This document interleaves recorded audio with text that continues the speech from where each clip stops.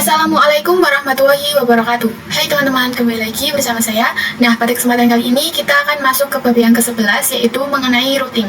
Nah, untuk bab yang ke-11 ini kita akan mempelajari 4 materi, diantaranya yang pertama itu ada konsep bridge, kemudian yang kedua ada firewall NAT dan DHCP pada topologi, kemudian yang ketiga ada DHCP pada topologi bridge, dan yang keempat ada pengembangan topologi.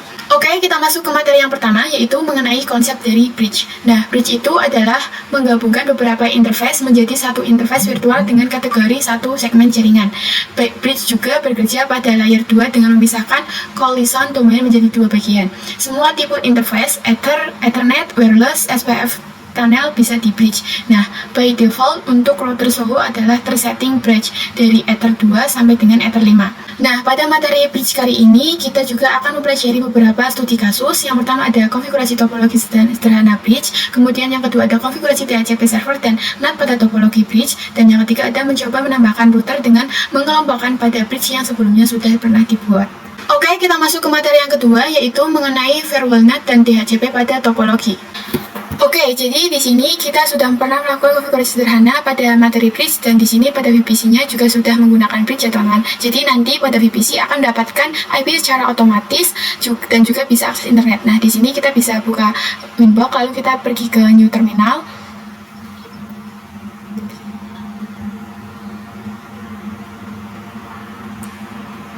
Nah, kemudian di sini kita bisa coba untuk ping 88 ya teman-teman. Nah, di sini dia sudah bisa ya teman-teman.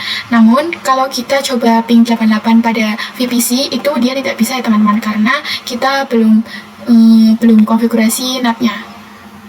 Nah, di sini dia tidak bisa ya teman-teman, karena kita belum konfigurasi NAT.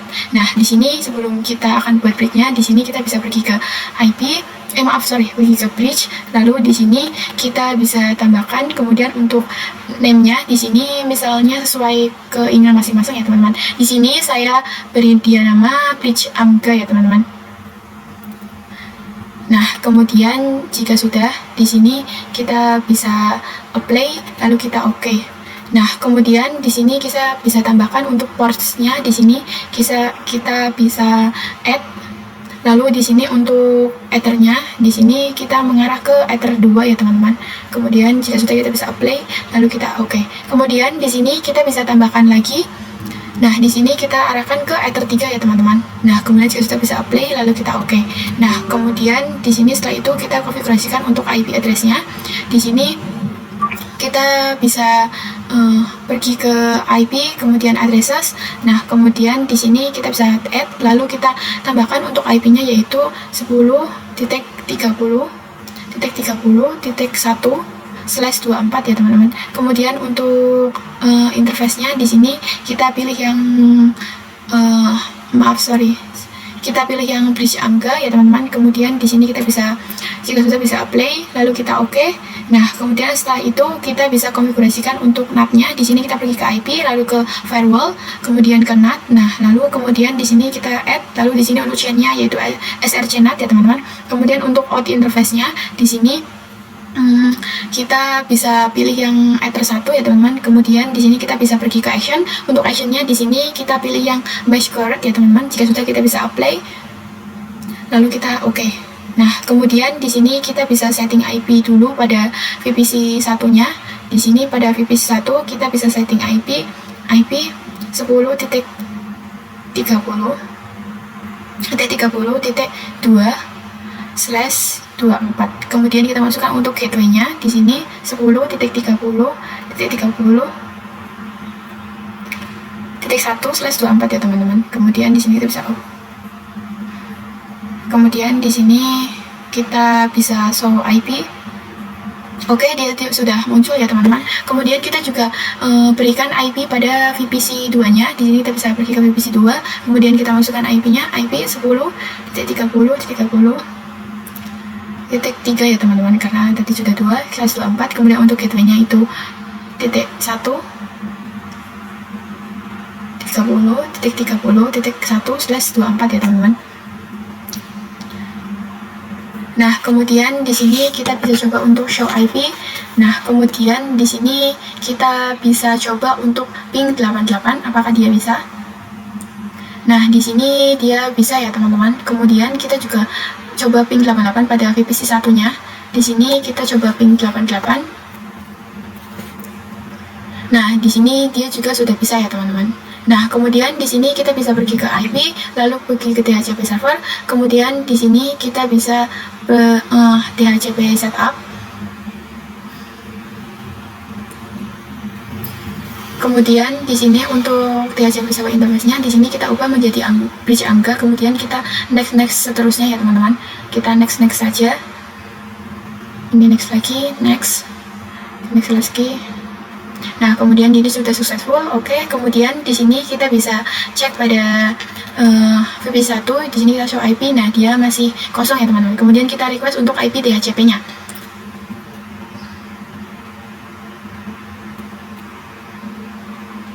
Oke, di sini dia sudah muncul ya teman-teman. Kemudian kita juga request IP pada VPC2-nya. Di sini pada VPC2 kita juga request IP DHCP ya teman-teman.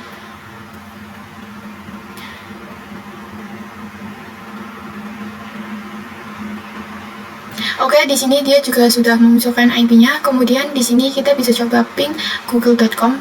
Nah, oke, di sini dia bisa ya teman-teman. Kemudian kita juga ping google.com pada VP1. Oke, di sini dia juga sudah bisa ya. Oke, kita masuk ke materi yang terakhir atau materi yang keempat, yaitu mengenai pengembangan topologi. Oke, di sini saya sudah menyiapkan satu buah mikrotik dan juga satu VPC. Nah, di sini teman-teman bisa sambungkan untuk keduanya. Lalu kemudian di sini teman-teman bisa nyalakan untuk mikrotik dan juga VPC-nya ya teman-teman. Nah, kemudian di sini kita bisa buka untuk mikrotiknya. Pada mikrotik yang pertama, di sini kita ubah dulu hostname-nya. Kita masuk ke sistem identity terlebih dahulu ya teman-teman. Di sini kita masuk ke sistem identity untuk mengubah hostname-nya. Kemudian di sini jika sudah masuk, kita bisa set name sama dengan, kemudian kita bisa beri nama router pertama ya teman-teman.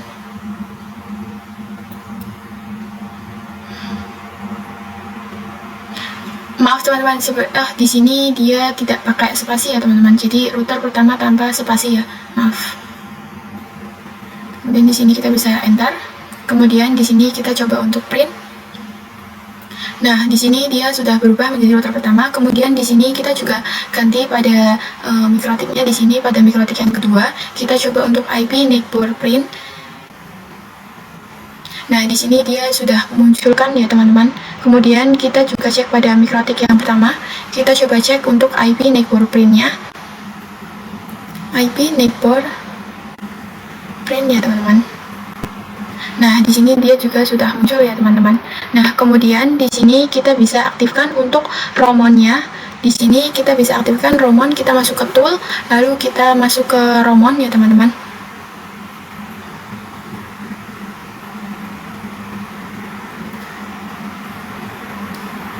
Kemudian di sini kita bisa set.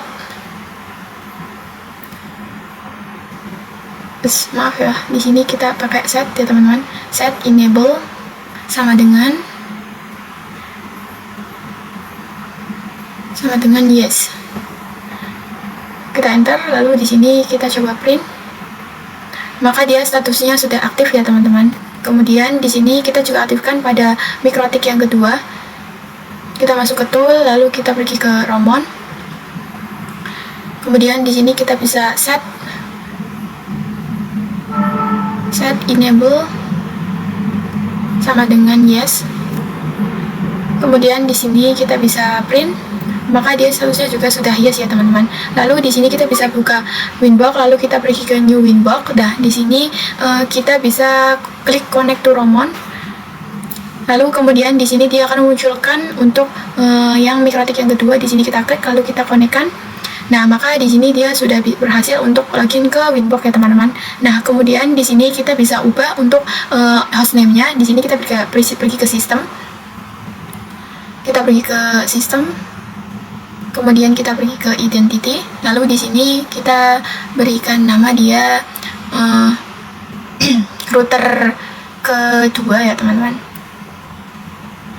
Kemudian jika sudah, kita bisa apply, lalu kita oke. Nah, kemudian di sini kita bisa rubah untuk device-nya juga pada Pinet Lab-nya. Di sini pada Pinet Lab-nya kita bisa ubah untuk device-nya di sini. Teman-teman bisa klik pada mikrotiknya. Di sini bisa klik kanan, lalu kita pilih yang edit. Lalu kemudian di sini untuk name-nya kita bisa ubah dia menjadi router 1 ya teman-teman. Kemudian kita bisa save. Lalu kita ganti juga pada yang kedua. Di sini kita bisa klik kanan, lalu kita edit. Kemudian di sini kita bisa ganti dengan router 2. Kemudian kita save. Nah, kemudian setelah itu kita bisa pergi ke Winbox, lalu kita pergi ke bridge. Nah, di sini kita bisa add, lalu di sini untuk name-nya kita berikan nama dia bridge ke-2 ya teman-teman. Kemudian di sini bisa apply, lalu kita oke. Nah, kemudian di sini kita bisa pergi ke ports, kemudian tambah. Nah, kemudian di sini kita bisa ganti dengan Ether 2. Nah, di sini kemudian kita bisa pergi ke VPC-nya. Di sini pada VPC 3 kita bisa request IP DHCP. Nah, oke, dia sudah bisa ya teman-teman. Kemudian di sini kita bisa coba ping 88. Nah, dia sudah bisa ya teman-teman. Kemudian di sini kita bisa IP DNS, setting IP DNS 888. Kita enter. Kemudian di sini kita coba ping google.com ya teman-teman. Oke, di sini dia sudah bisa ya teman-teman. Oke, mungkin itu saja materi yang bisa saya sampaikan. Untuk kurang lebihnya saya mohon maaf. Wassalamualaikum warahmatullahi wabarakatuh.